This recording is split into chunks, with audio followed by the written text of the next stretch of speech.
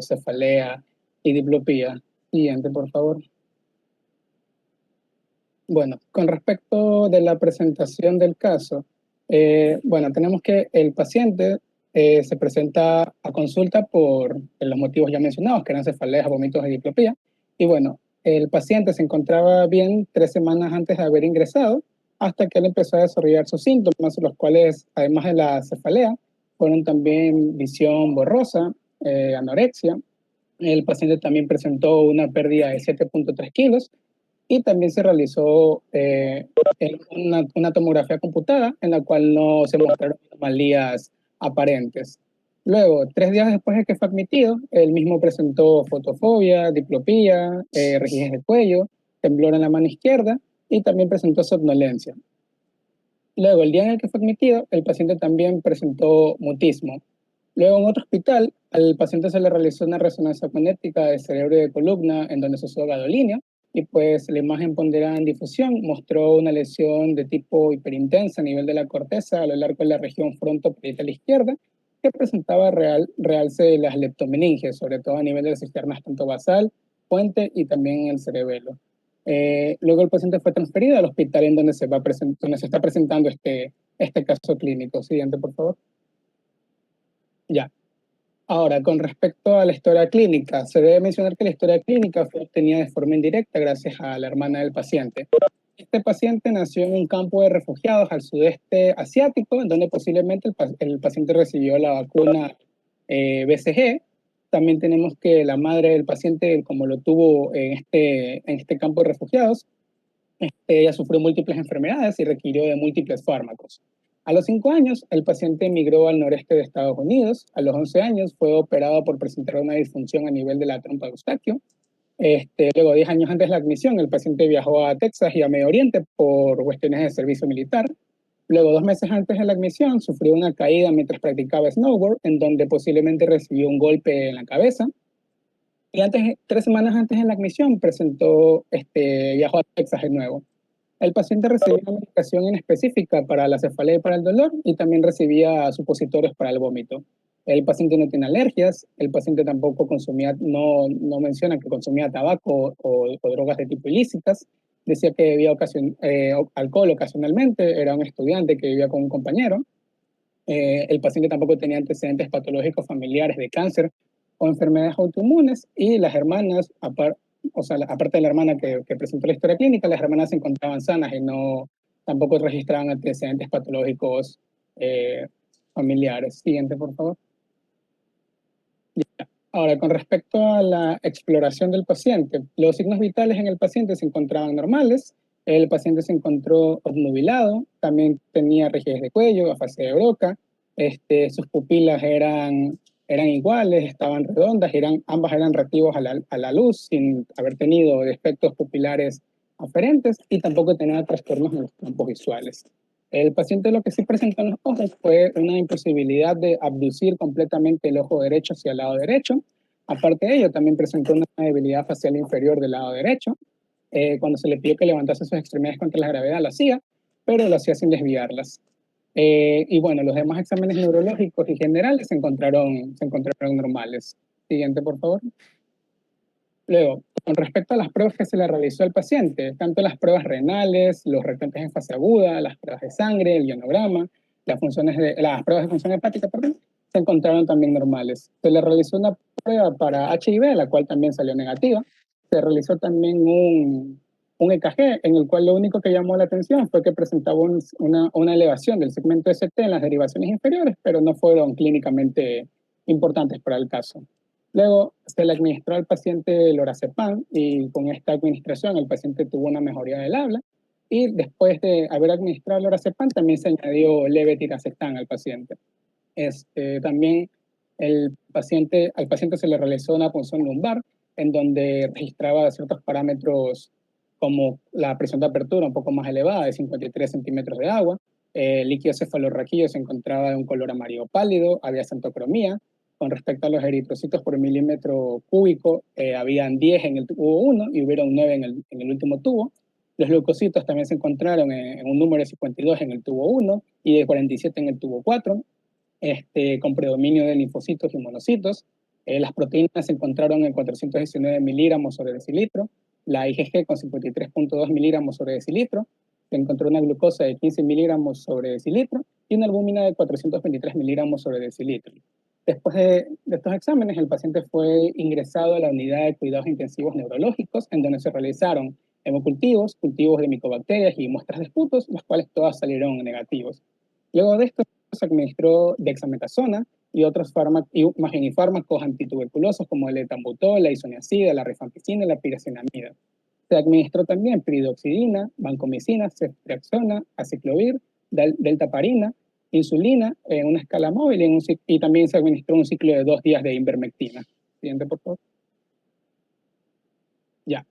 Con respecto a las pruebas que se obtuvieron en imagen, bueno, estas fueron las imágenes obtenidas en el primer ingreso, en donde, ¿qué es lo que nos llama la atención? Tanto en el panel del A al D, lo que se va a observar es que son unas resonancias magnéticas en donde se usó gadolínio, que están ponderadas en T1, en las cuales van a mostrar un realce difuso de las leptomeninges, la cual va a ser más pronunciada a nivel de la región frontal izquierda y también a nivel de las cisternas basales.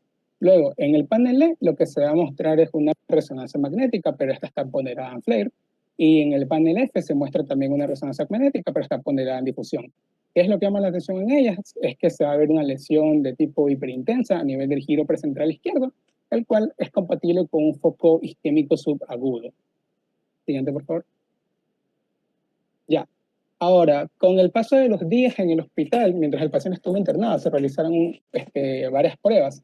En este caso, en el día 2 se realizó un electroencefalograma, en donde lo que se vio fue un enlentecimiento del fondo generalizado intermitente sin actividad epileptiforme. Luego también se realizaron exámenes oftalmológicos, y estos lo que revelaron fueron que el disco óptico, los márgenes del disco óptico se encontraron borrosos, aparte había una parálisis bilateral del nervio abducens, y una disminución de la agudeza visual de 20/800 en ambos ojos. Luego, en el día 3, se interrumpió la administración de la ceftriaxona y el aciclovir y se empezó una administración de metronidazol y ceftazidima. También se administró brevemente anfotericina B, la cual tuvo que interrumpirse debido a que el paciente presentó erupción a la misma.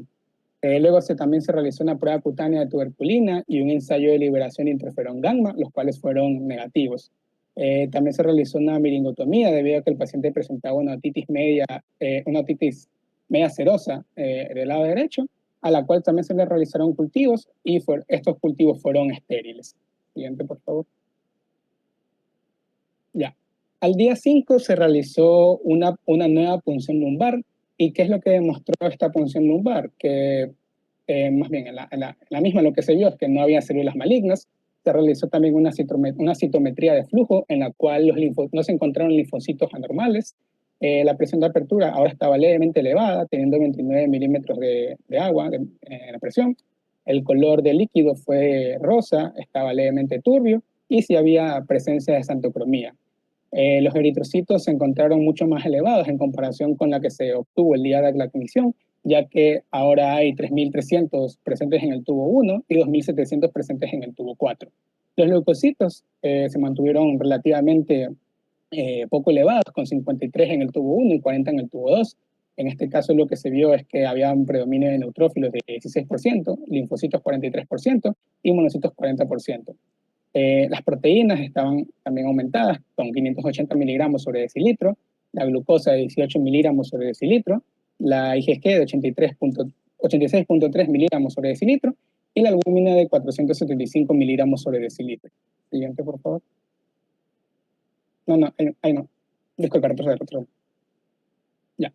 En el día 7 se realizó una craniectomía y también biopsia de las meninges a nivel frontal derecho y el encéfalo. Aparte de ello, también se colocó un drenaje ventricular externo. El examen patológico de las muestras lo que reveló fue la presencia de una fibrosis leptomeningia junto con una gliosis reactiva cortical. También se realizaron cultivos, los cuales los cultivos de tejido cerebral y de líquido cefalorraquídeo fueron estériles. Se realizó una prueba de anticuerpos antinucleares, la cual fue positiva en diluciones 1 en 40 y 1 en 160, y estas pruebas presentaron un patrón moteado. También se realizó una prueba de anticuerpos de superficie para la hepatitis B, y esta prueba también fue positiva. Ahora sí, siguiente diapositiva. En las 3 semanas siguientes, lo que vamos a ver es que el paciente también presentó una persistencia de su dolor de cabeza, presentó también persistencia de las náuseas, vómitos, tenía disminución del apetito. El paciente empezó a desarrollar temblores de tipo posturales e intencionales, junto con alucinaciones visuales. También hubo fiebre de bajo grado que ocurrían de manera intermitente. Se suspendieron algunos fármacos como el etambutol y la ceftazidima, y también se inició la administración de moxifloxacina, Astrionan y trimetoprim sulfametoxazol. Luego, en el día 24 se colocó una derivación ventrículo-peritoneal y se retiró el drenaje ventricular externo. Aquí lo que vimos también es que se realizaron pruebas en donde se encontró niveles de LDH y altoglobina normales. Lo que sí llamó la atención fue que el hematócrito estaba disminuido con 25.7%, la hemoglobina también con un 8.6%. Tanto la AST como la ALT también estaban levemente aumentadas, con 113 y 161 unidades sobre litros respectivamente. Y bueno, en el día 27 lo que vimos es que tanto la diplopía como la parálisis del abducens se habían resuelto. También la agudeza visual había mejorado, teniendo un 20/40 en el ojo derecho y un 20/30 en el ojo izquierdo. Y también se encontró aplanamiento de los discos ópticos. En este punto también se suspendieron tanto la vancomicina como la astronam. Luego, en el paciente, Luego, en el día 34, ¿qué es lo que vimos? Pues el paciente fue dado de alta y se lo envió a un centro de rehabilitación. Los medicamentos con los que se prescribieron medicamentos para el paciente, los cuales en este caso incluyeron la rifampicina, niacida, piracinamida, moxifloxacina, piridoxidina, trimetoprim sulfametoxazol, y junto con un ciclo de 3 semanas de dexametasona, trazodona, también se administró omeprazol y ondansetron. Luego, durante las siguientes semanas, el paciente estuvo caminando, interactuó, disminuyeron las náuseas y también mejoró la ingesta oral. Luego, 20 días después de que se dio de alta al paciente, presentó un agravamiento de su cefalea, de los temblores, el paciente presentó una disminución de la marcha. 2 días después lo llevaron de nuevo a la clínica de neurología. En el examen se encontraba alerta orientado con disminución del habla, deterioro de la atención y también de la repetición. Se encontró que había una leve desviación de la pronación de la mano derecha, había también temblores posturales e intencionales moderados de manera bilateral, zancadas de base estrecha, con inestabilidad de la marcha y desviación hacia el lado izquierdo. Se realizó una tomografía computada no contrastada, la cual reveló la presencia de una masa de 3.6 centímetros a nivel del lóbulo frontal izquierdo, que presentaba márgenes irregulares y una zona de necrosis central. Se realizó también una resonancia magnética en la cual se usó gadolinio, y en las imágenes ponderadas en T1 lo que se alcanzó a ver fueron pocos hemorragias, la presencia de neovascularización, y también mencionaba que se pensaba que podían ser cualquiera de las dos, de hecho. A nivel de las imágenes ponderadas en T2, lo que se vio fue que había un moderado edema que estaba asociado con un realce de las leptomeninges de manera difusa. Siguiente, por favor. Ya. Esas son las imágenes que se obtuvieron en el segundo ingreso. En estas aquí lo que se observa es la masa de 3.6 centímetros a nivel del lóbulo frontal izquierdo, y justamente los paneles del A, B y C muestran una masa en las imágenes ponderadas en T1 que presentan ese realce grueso e irregular a nivel de sus bordes. El panel D lo que muestra es una disfunción restringida a nivel de los bordes. El panel E es una resonancia magnética, pero esta está ponderada en el gradiente, y lo que muestra son los focos de hemorragia y la neovascularización. El panel F lo que muestra es una resonancia magnética, pero que está ponderada en FLAIR, y esta revela la cantidad moderada de edema que se presenta. Siguiente, por favor. Ya. Ahora, lo siguiente es establecer los diagnósticos, es más bien, se establecieron los diagnósticos diferenciales a nivel de este caso clínico. El principal diagnóstico diferencial que se propuso fue la meningitis crónica. ¿Y por qué se propuso este diagnóstico diferencial? Pues debido a la evolución y la persistencia de los síntomas que presentaba el paciente, ya que duraron varias semanas. Estos síntomas, recordemos que eran el de cefalea, rigidez de cuello, fotofobia, náuseas, vómitos y somnolencia. También, ¿qué es lo que se presentó? A nivel de las pruebas de líquido cefalorraquídeo, este paciente presentó pleocitosis y un nivel elevado de proteínas a nivel de líquido también cefalorraquídeo. Justamente el paciente presentó síntomas como disminución de la agudeza visual, papiledema, diplopía, temblor y somnolencia, los cuales pueden ser explicados por un aumento de la PIC. Y también el paciente presentó un posible stroke, el cual se piensa que se debía a una posible vasculopatía en un paciente con meningitis a nivel de la base del cerebro. Siguiente, por favor. Ya. Ahora, la meningitis crónica se sabe que tiene causas que van desde infecciosas a las no infecciosas. En este caso, hablando de las causas infecciosas, ¿cuáles van a ser las causas más comunes? La causa más común de esta meningitis crónica infecciosa vendría a ser la Mycobacterium tuberculosis, la cual va a ser, más adelante se explica un poco más esto, pero también hay otros organismos que pueden provocarla, como puede ser la Borrelia burgdorferi, el Treponema pallidum, la Ehrlichia cafensis y ciertas bacterias piógenas, pero se debe tener en cuenta que estas bacterias piógenas rara vez causan meningitis de tipo crónica, pero pueden hacerlo en personas que tengan focos parameningios, endocarditis o meningitis bacterianas que hayan sido tratadas parcialmente. Otro, en este caso, un organismo viral que podría explicar la meningitis crónica podría ser el HIV, de hecho es la causa viral más común de la misma, pero se debe tener en cuenta que la meningitis relacionada con HIV rara vez es asintomática. Luego también hay causas, en este caso hongos que pueden causar la meningitis, pero lo común es que se produzcan en personas de tipo inmunodeprimidas. A excepción del criptococo, que en este caso el criptococo sí puede provocar meningitis en personas que se encuentran sanas. Y pues otros hongos que pueden estar implicados podrían ser el coccidioides, el blastomyces, histoplasma o la cándida. Y pues la causa parasitaria más importante que podría causar esta posible meningitis crónica sería la cisticercosis. Siguiente diapositiva, por favor. Ya. Ahora, continuando con las causas no infecciosas, ¿cuáles son las posibles causas? Bueno, pues pueden ser una vasculitis. La vasculitis puede ser que se haya presentado de manera primaria en el sistema nervioso central. Puede también deberse a un síndrome de Church-Strauss. Puede deberse también a una granulomatosis con poliangeitis, también conocida como granulomatosis de Wegener, o al síndrome de Cogan. Hay otras enfermedades como enfermedades de tejido conectivo, como puede ser el lupus eritematoso sistémico, la artritis reumatoide, el síndrome de Sjögren o la neurosarcoidosis. También se puede producir por irritación química y esto se suele ver en personas que presentan quistes dermoides o personas que han sido sometidas a la cranectomía o personas que han sido tratadas con inmunoglobulina intravenosa o trimetoprim sulfamentosaxol. También se debe tener en cuenta que otra de las causas no infecciosas importantes son las neoplasias, principalmente el carcinoma de mama, de pulmón, el melanoma y las leucemias. Siguiente, por favor. Ahora, se tienen diferentes pistas diagnósticas en este caso. Debemos tener en cuenta que el síndrome lo que presenta con mayor predominio son síntomas de meningitis, con escasa afectación parenquimatosa, tanto primaria o sistémica. En este caso, se dice que el paciente presenta una forma subaguda, con afectación a nivel de los pares craneales, un aumento de la PIC y un stroke que se debe posiblemente a una vasculopatía.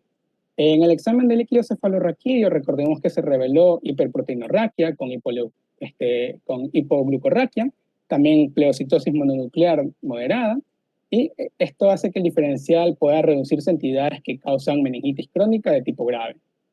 Ahora, ¿cuáles serían entonces estas posibles causas? Si lo clasificamos de nuevo en infecciosas y no infecciosas, las principales infecciosas serían la tuberculosis, ciertos hongos y parásitos. Y las posibles causas no infecciosas podría ser una paquimeningitis hipertrófica, alguna neoplasia, vasculitis primaria del sistema nervioso central o vasculitis asociada a ANCA. En este caso tenemos que tener en cuenta que hay hipoglucorraquia. ¿Y cuáles van a ser las causas más destacadas de hipoglucorraquia? Bueno, pues pueden ser bacterias piógenas, la tuberculosis que ya mencionamos, diferentes hongos, neoplasia, sarcoidosis, sangre en el espacio subaracnoideo, por lo que el diferencial se debe reducir más aún a ciertas entidades o condiciones que puedan causar meningitis de tipo crónica grave junto con la hipoglucorraquia. Por lo tanto, los diferentes causales que estarían involucrados en este caso serían la tuberculosis, los hongos y alguna neoplasia. Siguiente, por favor. Ahora, hay también otros ya hablando más bien de las causas etiológicas propiamente, tenemos que en el caso de la meningitis tuberculosa, ¿qué es lo que tenemos a favor de ella? Bueno, pues el paciente, recordemos que nació en una zona endémica en el sudeste asiático, entonces eso es una pista que nos hace sospechar en que se trata de una meningitis tuberculosa. También el perfil de líquido cefalorraquídeo coincide con la misma y la mejoría de los síntomas cuando se administró el régimen de fármacos antituberculosos. Y pues en contra del diagnóstico de meningitis tuberculosa, ¿qué es lo que tenemos? Tenemos que se realizó la prueba cutánea de tuberculina y el ensayo de interferón gamma, y recordemos que esto mencionaba el caso que salieron negativos. También se realizó una radiografía de tórax, la cual salió normal. Hubo una pleocitosis moderada y también se realizó la tinción de Sayal-Nielsen, la cual salió negativa. Y también los cultivos realizados, todos salieron negativos. Se proponen también otras causas, en este caso de la meningitis, como puede ser la meningitis por coccidioides. ¿Por qué se la propone? Debido al perfil de líquido cefalorraquídeo, a que presentó un aumento de la PIC. También estas se relacionan con stroke y es endémica en este caso de ciertos puntos de Estados Unidos. Y en este caso el paciente presenta un antecedente de haber visitado Texas unos meses antes de presentar este cuadro, unas semanas antes, perdón, de presentar este cuadro. ¿Qué es lo que habla en contra, perdón, a favor en este caso de otra meningitis por hongo, que es la de Cryptococcus? Se debe al perfil también de líquido cefalorraquídeo y también al aumento de la PIC. Entonces, tenemos en este caso también factores que hablan en contra de esta meningitis por Cryptococcus y por coccidioides. ¿Qué es lo que habla en contra de la misma? Pues la ausencia de la fiebre, que no se presenta inmunodepresión al paciente, porque recordemos que son hongos que le dan más que todo a las personas que están inmunodeprimidas. También se realizaron pruebas en el líquido cefalorraquídeo de antígenos criptocócicos, la cual fue negativa. Siguiente, por favor. Ahora, luego también se propuso la meningitis neoplásica. ¿Por qué se propuso la meningitis neoplásica? Pues porque el paciente no presentaba fiebre, tuvo un inicio subagudo de sus síntomas, presentó hipoglucorraquia y algo a tener en cuenta que mencionaba el caso clínico es que una de las cosas, o más bien una de los síntomas, no síntomas, perdón, sino hallazgos principales del por qué se propuso esta meningitis neoplásica es por la presencia de hiperproteinorraquia con la pleocitosis moderada, ya que mencionaba que muy pocas causas lo producen y una de estas son las meningitis de tipo neoplásicas. Ahora, ¿qué habla en contra de la meningitis neoplásica? Pues no hay síntomas sistémicos, hay ausencia de signos de alguna enfermedad maligna, hay ausencia de una masa parenquimatosa que sugieran una masa, está un stroke presente y también en las pruebas de líquido cefalorraquídeo se presentó una citología normal y la citometría de flujo también fue normal, junto con la biopsia, las muestras de biopsia. Siguiente, por favor. Ahora, como resumen del diagnóstico, como resumen del diagnóstico diferencial, pues, ¿a qué se debió la mejoría clínica inicial del paciente? Se piensa que fue por un tratamiento tuberculoso, pero también se pudo haber presentado como una respuesta inespecífica al hecho de haber hecho una derivación de líquido cefalorraquídeo y la administración de glucocorticoides. El paciente también presentó signos de focalidad. Entonces, perdón, desarrolló el paciente una masa en cuestión de unos días. Esto se puede deber a una respuesta paradójica al tratamiento antituberculoso o a la evolución rápida de una masa neoplásica. Y pues el diagnóstico que se llegó fue a una meningitis tuberculosa con respuesta paradójica al tratamiento. Sin embargo, para poder decirlo, realizar este diagnóstico al 100%, fue necesaria una biopsia y una posible resección de la masa para poder establecer este diagnóstico y determinar un tratamiento adicional. Siguiente, por favor. Ahora, con respecto a la discusión, de la patología, la biopsia inicial lo que presentó fue simplemente una fibrosis de las leptomeninges con una gliosis reactiva a nivel de la corteza.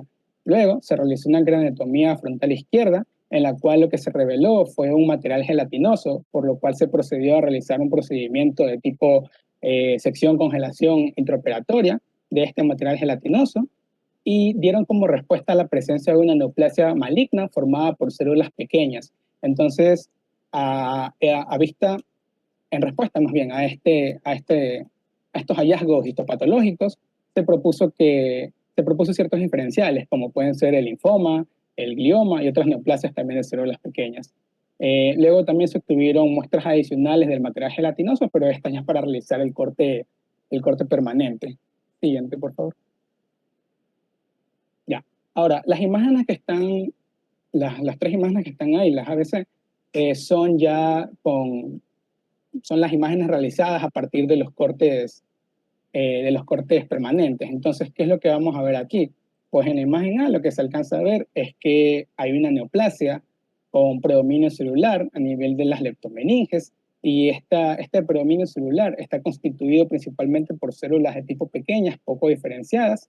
Eh, ¿Qué más alcanzamos a ver? Que también hay una proliferación microvascular y también hay ciertas áreas de necrosis junto con gliosis reactiva a nivel de la corteza cerebral adyacente.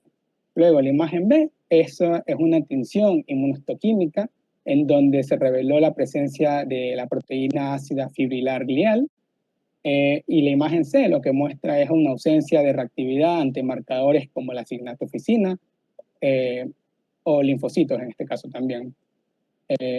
Ya, siguiente diapositiva. Ya, siguiendo con la discusión patológica, pues los hallazgos que se realizan, los hallazgos, más bien, se llegó a la conclusión de que se trataba de un glioblastoma a partir de los hallazgos encontrados en las imágenes, en las microimágenes, y pues el grado del tumor fue dado como grado 4 según la clasificación de la OMS, y se estableció que se trataba de una variante, de un glioblastoma de variante de células pequeñas. Lo normal, lo común de este tipo de tumores es que presente la amplificación del gen que codifica el receptor de factor de crecimiento epidermoide dérmico, por lo que se realizó una hibridación in situ con fluorescencia en este paciente para evaluar el número de copias del gen, pero al realizarla se obtuvo un resultado negativo. Hay que tener en cuenta que este tipo de tumores puede presentar un crecimiento rápido entre neuroimágenes separadas por cierta cantidad de días, como fue este el caso. Y pues estas características sugieren un caso raro de gliomatosis leptomeningia primaria. Sin embargo, se debe realizar, sin un examen detallado del cerebro, no se puede descartar la posibilidad de que se trate de una diseminación difusa de un glioblastoma parenquimatoso. Y como dato curioso que mencionaba el caso clínico, es que existen muy pocos casos documentados a través de la literatura, llegando a un número muy bajo de apenas 50 casos confirmados después de una autopsia. Siguiente, por favor. Hay que tener en cuenta que este tipo de tumores es de afectación, más bien afecta predominantemente a personas que son muy jóvenes, es un tumor de muy mal pronóstico, teniendo una esperanza de vida de apenas 4 meses luego de su diagnóstico. Se trata de un diagnóstico bastante complicado debido a que los síntomas de este tipo de tumores son bastante inespecíficos, como el meningismo subagudo, la rigidez de cuello, la fiebre leve y la cefalea, que fueron los síntomas que justamente presentó el paciente del caso. Normalmente en este tipo de tumores se suele dar una terapia antituberculosa en algún momento de la evolución, y más tarde en la evolución de esta patología se suele también ver aumento de la PIC y signos de focalidad neurológica. También vamos a encontrar que hay neuropatías craneales y espinales que se presentan de manera frecuente en este tipo de casos, siendo los nervios más afectados el abducens y el nervio óptico, que fueron también el caso de este paciente. Pero se cree sobre todo, en el caso de este paciente específicamente, se cree sobre todo que la parálisis bilateral del abducens y la afectación del nervio óptico no se debió tanto a una invasión maligna, sino en este caso por un aumento de la PIC. Siguiente, por favor. Y pues las pruebas diagnósticas de este tipo de tumores suelen ser negativas. Las pruebas de líquido cefalorraquídeo tampoco suelen ser diagnósticas. Las muestras de biopsia de cultivos tampoco suelen ser diagnósticas, ya que suelen ser negativas. Pero algo característico es que este tipo de tumores presenta una hiperproteinorraquia bastante elevada, como fue el caso de presentación de este paciente. Siguiente, por favor. Y bueno, la terapia estándar para este tipo de tumores, en este caso recientemente diagnosticado, consiste en 6 semanas de radioterapia fraccionadas a nivel del sitio afecto y la administración diaria de temozolomida.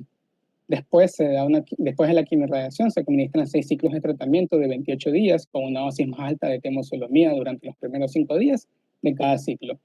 como el caso que se presenta no es un caso típico, no estaba muy claro en este paciente si iniciar una terapia estándar. Siguiente, por favor. Ya. Luego de que se realizó la craneotomía del paciente, este paciente empezó a desarrollar incontinencia y debilidad de las piernas, por lo que se procedió a realizar una resonancia magnética de la columna. Pues las imágenes que se obtuvieron luego de 7 días de la craneotomía mostraron un realce a nivel de las leptomeninges a lo largo de toda la médula espinal y de la caudequina. Siguiente, por favor. Y bueno, como por lo dicho anteriormente, el paciente no tenía tantas opciones terapéuticas, por lo que no estaba indicado que se le realice la radioterapia del sitio afecto, porque como vimos, para darle una radioterapia del sitio afectado deberían haberle irradiado todo el eje, tanto de la médula espinal como a nivel de- del encéfalo, y tampoco se pudieron establecer pautas de consenso a partir de la literatura, por el hecho de que no hay muchos casos reportados y no se sabe cómo proceder en este tipo de tumores. Entonces, justamente por lo mismo se informaba que los regímenes de quimioterapia eh, variaban bastante amplia, pero la evidencia anecdótica lo que sugirió es que se empezara el uso de temozolomida. Y pues luego de todo esto, el paciente presentó un deterioro rápido a pesar de las altas dosis de glucocorticoides, la derivación ventrículo peritoneal que se usó. Luego el paciente se volvió somnoliento y solo se podía despertar a partir de que se realizara una estimulación vigorosa. Después de su deterioro repentino, mal estado funcional y mal pronóstico, se recomendó el no utilizar terapias adyuvantes. Luego el paciente fue trasladado a cuidados paliativos y murió luego de un mes después del diagnóstico. Se trató de realizar autopsias, pero no se obtuvieron permisos para la misma. Siguiente, por favor.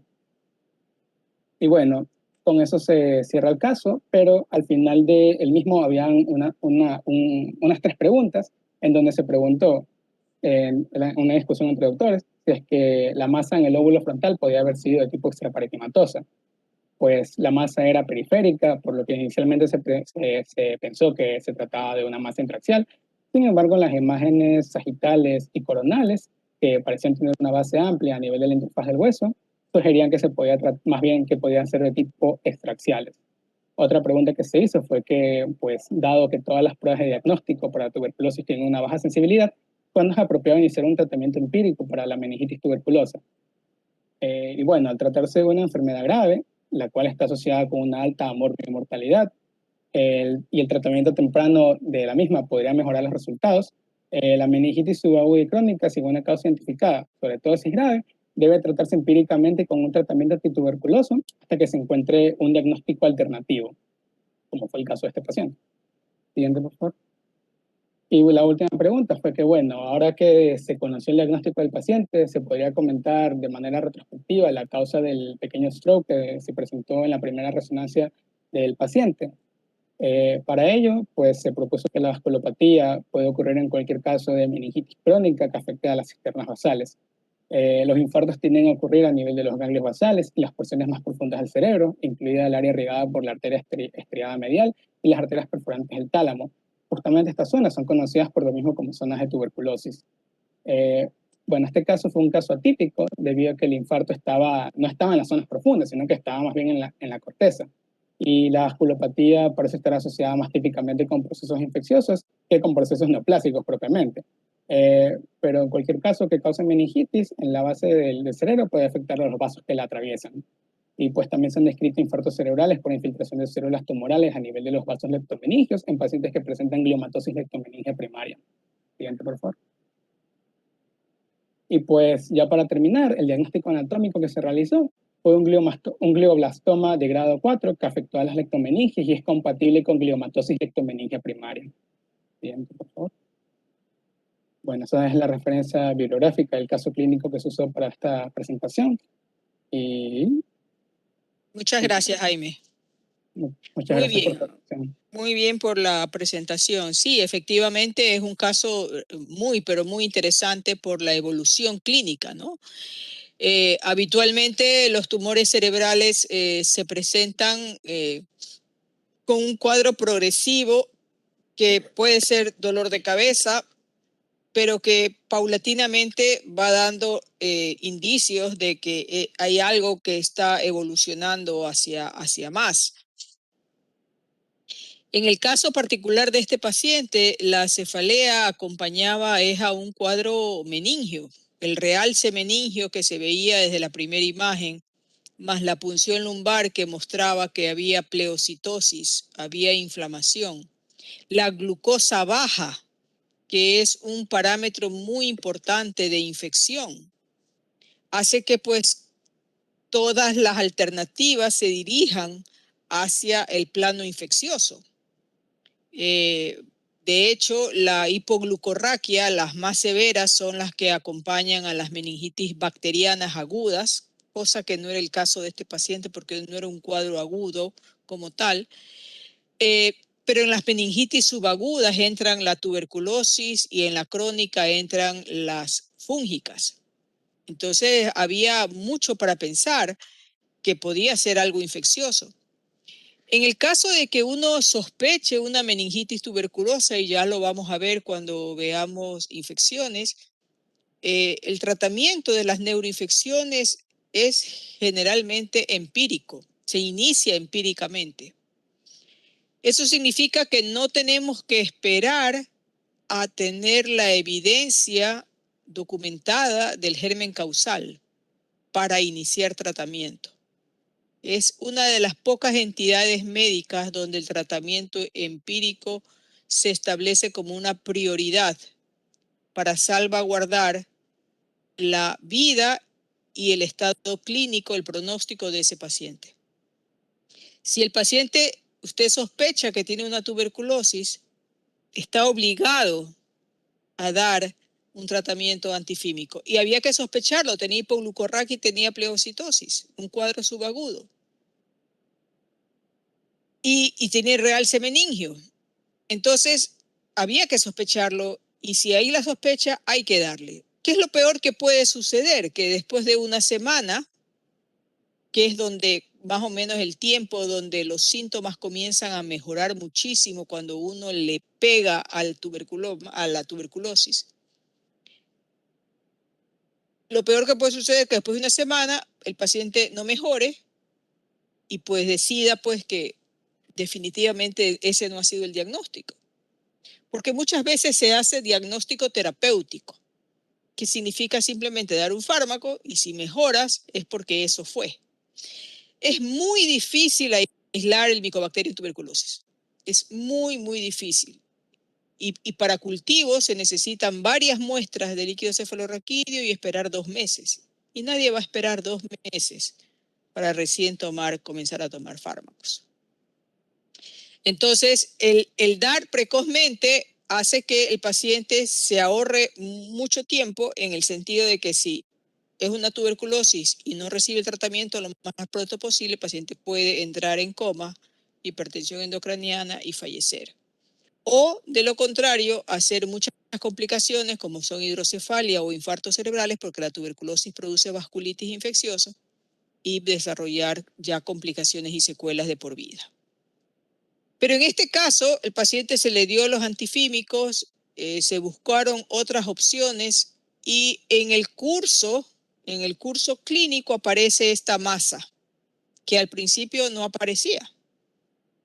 Y no aparecía era porque el curso clínico de este tumor cerebral era totalmente bizarro.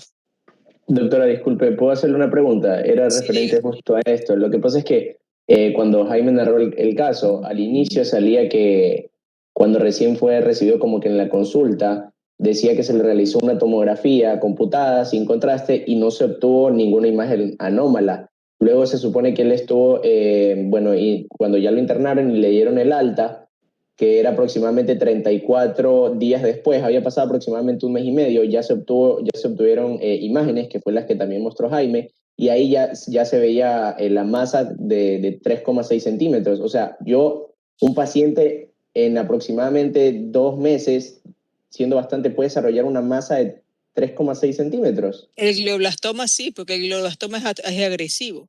El glioblastoma multiforme es uno de los tumores más malignos del cerebro sobre los que se ha trabajado mucho y ahora logran sobrevivir hasta 2 años. Antes se sobrevivía solamente 1 año y sin tratamiento menos de 6 meses. Vuelvo a decir, es un comportamiento bizarro, no es lo habitual.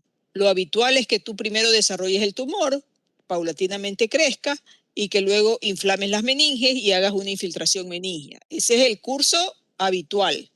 Acá ocurrió todo al revés. Acá empieza con un cuadro meningio que distorsiona un poco el cuadro, hace aparentemente una crisis con una dificultad para hablar, se observa una lesión hiperintensa en la región precentral y después de un tiempo, a las pocas semanas, aparece el tumor. ¿Ya? Un comportamiento totalmente al revés. Entonces, sí, que se puede presentar, sí. Los cánceres agresivos son así y el glioblastoma es el cáncer más agresivo que hay en el cerebro. La temozolomida, que es lo que recibió este paciente, pues es uno de los fármacos oncológicos que se utiliza, pero actualmente ya hay anticuerpos monoclonales que también ayudan al control del tumor. Sin embargo, todavía no se ha podido establecer con certeza que un triunfo al respecto.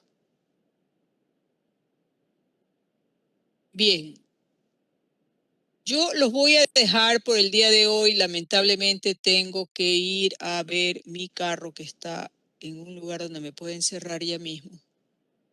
Yo mañana voy a completar lo que me falta de cefalea, que ya es muy poco porque ya hemos tocado todos los temas. Doctora, Y dígame. ¿le puedo hacer? Sí, una pregunta sobre el foro que tenemos para esta semana.